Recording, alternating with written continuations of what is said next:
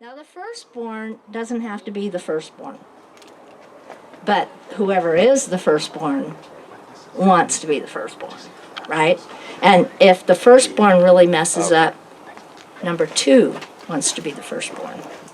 So, how do they show who the firstborn is? So they have this big ceremony, and Dad brings out, you know it, the colorful coat. Anybody heard of the colorful coat? Okay, so this is a really very rare thing in Bible times. Bible clothes were very plain. They didn't have the ability to print designs. They didn't have the ability to put all kinds of different colors on your coat. It had to be hand embroidered, hand dyed, the threads. It was very, very, very expensive coat. So Dad calls the whole family together. There's all these people, and he calls up Joseph, number 11. Now, Joseph is 17 at this time. So he's still a teenager, and his brothers are between 19, 18, and 30. Now, what do you think the 30-year-old feels like when the 17-year-old little brother gets called up? Yes? I have a feeling he feels embarrassed. Yes. And he's probably thinking, oh no, what's that you wrong? Right, and he's also thinking it's probably very unfair. So Joseph gets called up, and Dad puts the coat around Joseph. Now this is what happens. Those brothers all get mad. Not just a little bit mad, really mad. To the point that every single thing they do picks on Joseph. They say mean things, they ridicule him, they embarrass him, they treat him like dirt, everything. Nobody talks to him, nobody likes him. He is the piranha of the family. And then before long, God, who has a plan for Joseph in all this, gives Joseph a couple dreams. And in his dreams, he's in the center of a circle, and the brothers are all around the circle in his dream, and they're all bowing down to him. So Joseph has this amazing dream. You know what he does? He tells his brothers the dream. Probably not real smart, but that makes the brothers even worse. Horrible to him. Well, anyway, this is a shepherding and herding family, and they have huge herds, and they are taking, and the older brothers, the 10 older brothers, take the herds north about 80 miles to graze on open land. And the dad, whose name is Jacob, hasn't heard from the brothers in a long time, so he says, Joseph, get this big wagon full of supplies and take it to your brothers and take care of them. Joseph says, okay, I'll do that. So he has to walk 80 miles. Takes him probably 4 or 5 days. It's not flat land, it's hilly. It's like walking through Amador County, going up to the hills. And he gets there, and he finally finds them in this big valley. And as he comes over the hill, the brothers are down in the thing, and they see him. What do? They go, oh, God, thank you. We finally have supplies. Joseph brought us all this wonderful stuff. We are so grateful. No. They go, this is our chance. Let's grab him and get rid of him forever. Now that's kind of unfair. They grab him, they rip off his coat, and they throw him in an empty well. Anybody know how deep an empty well is? How deep? Would you like to be dropped down an empty well? I mean, that is what you call abuse. I don't think I would. You think he'd even live through that? They threw him down there. And after they threw him down there, what they said was, let's eat. So they go to the wagon that he brought, and they have a feast. And while they're eating, they say, this is what we're going to do. We're going to kill Joseph. And we're going to take his coat. We're going to dip it in goat's blood. We're going to show it to Dad. And Dad's going to think that some wild animals got him, and we're going to pretend we're real sorry and we don't know what happened to Joseph, and then we'll be rid of him forever. And while they're making this decision, a caravan comes by. Now this caravan is a slave trading caravan. And one of the brothers says, let's just sell Joseph to the caravan. And so they sell, instead of killing him, they decide to make some money.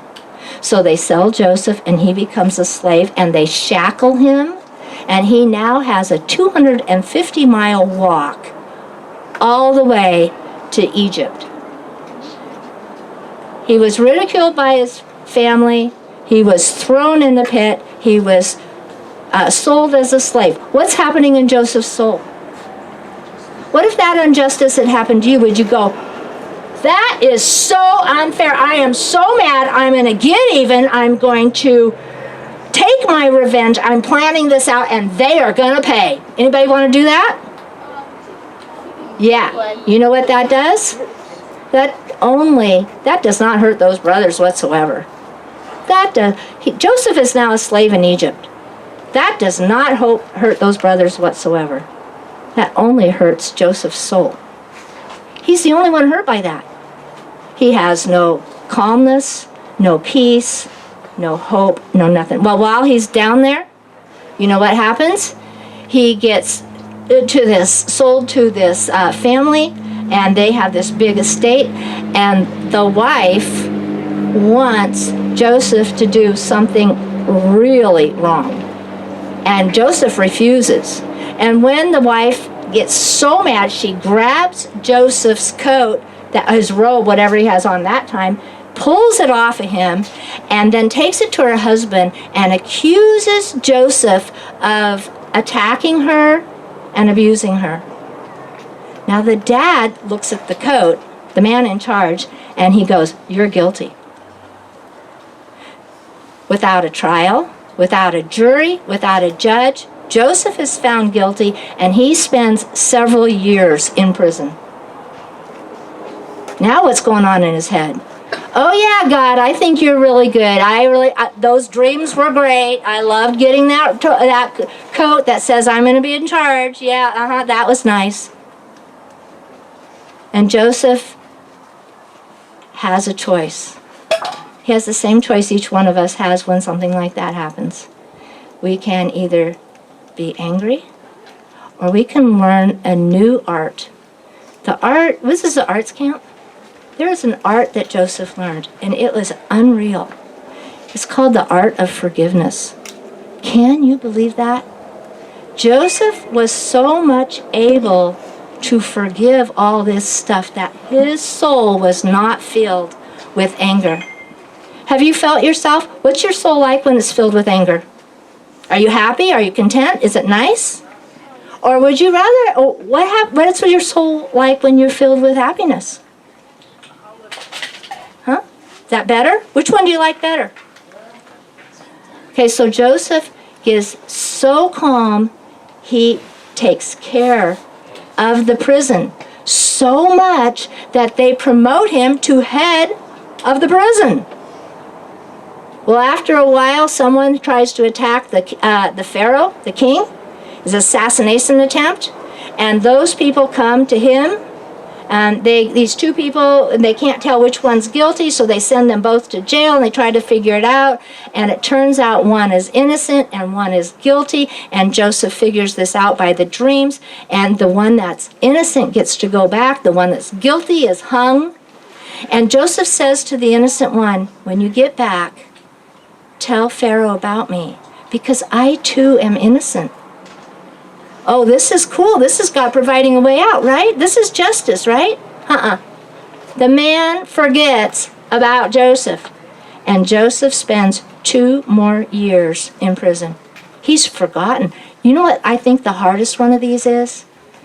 Family picking on you, thrown in a pit, sold as a slave, accused of a crime you didn't commit. What about just plain forgotten? After a while, I got to get to the end of the story real quick. You want to read that story? In Genesis, the back end of Genesis. Joseph knows how to interpret dreams. The Pharaoh has this horrible dream, scares the daylights out of him. Nobody can figure it out. And right then the man goes, "Oh, I remember. There's this guy down in the prison, in the dungeon, who can interpret dreams." And they bring him up, they clean him all up, shave his face, all that stuff. And he presents it to Joseph. And Joseph tells the king what's happened. There's going to be a huge 7 years of great time. Everything's going to grow. And then there's going to be the worst famine that ever hit the land, ever. And it's going to be so strong, it's going to destroy all the good stuff that ever had. And Joseph says, I'm going to give you a suggestion, Pharaoh. You need to find somebody who can save up food during the good years so that the bad years there's enough. And the Pharaoh goes, "You're the one." And in one day, Joseph goes from the dungeon to prime minister of the whole country. And all these things happen to prepare Joseph. When he becomes prime minister, you know what he doesn't do? He's not unfair to people. He doesn't ridicule people. He doesn't accuse people of things they haven't done. He is the best ruler that maybe the planet has ever had. That is the power of the art of forgiveness. Now later on, when his dad dies, he actually becomes head of the family. So now he's also prime minister and head of the family, and the brothers are terrified. Oh no, now he's going to take his revenge. And he can do it legally now. He has the right to punish those brothers. And you know what he says to them? He says, "You meant it for evil against me, but God meant it for good, to bring about this deliverance and preserve many people alive." Now there's one person who had worse judgment, worse injustice than Joseph. And that was Jesus Christ. You see, when he was standing there in front of Pilate, they accused him. Actually, when he was on the cross, God put all of our wrong things, all of everything you've ever done that's wrong, that you should pay for. He put that on Jesus Christ. And then he judged Jesus Christ instead of us. Now that's injustice. How did Jesus deal with that? Did he get mad? He's sitting there on the cross. He's getting punished for every single thing done wrong in the history of the world. How does he handle that? You know what he said? "Father, forgive them." So I want to tell you right now, I want to tell you how to protect your souls, how to heal your souls, how to keep that horrible anger, bitterness, orneriness, that thing that plays the tape over and over that you can't get rid of. How do you heal that soul? It's called the art of forgiveness. It's hard to do, but it can be done. You learn to forgive and just let it, you heal your own. It doesn't really, it helps them. It heals your soul. It keeps you with hope on the inside. It's hard to do. It's very, very powerful. Dear Father in heaven, if I could give anything to these kids, I would want to give them the art of forgiveness right now.